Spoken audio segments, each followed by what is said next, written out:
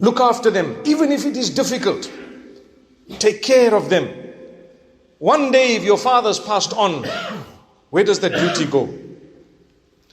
The duty goes to the sons, primarily. The sons need to take care of their mother. Now what's the problem? None of the wives want that mother to come and stay with them. It happens.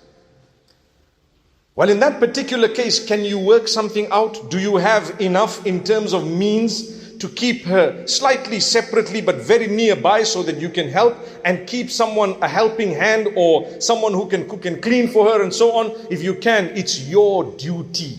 Never mind what the rest of your nuclear family says. That is your mother. My beloved sons, if you run away from the duty of looking after your mother because of your wives, I wonder what you're going to tell Allah. I wonder what you're going to tell Allah. When Allah says, but I chose her to be your mother. You didn't choose her. I knew what was going to happen.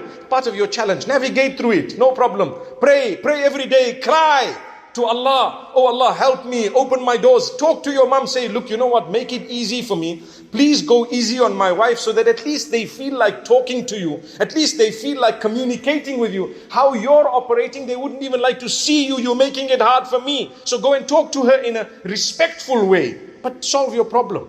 Come on. You know, astaghfirullah, sorry to give you such a haram example, but when youngsters are dating, they go out of their way to convince this girl that they are the right person for them to date. And they say whatever needs to be heard to make sure they get her to where they want her to be. You want to marry someone, you go out of your way to convince. For a haram, you want to go and lie and deceive and cheat to get something exactly where you want. Don't come and tell me you don't have enough brains for the halal to come and convince regarding your own mother and your wife. You have to apply your brains and you have to ask Allah's help and go for it. But you have to look after your mother, come what may.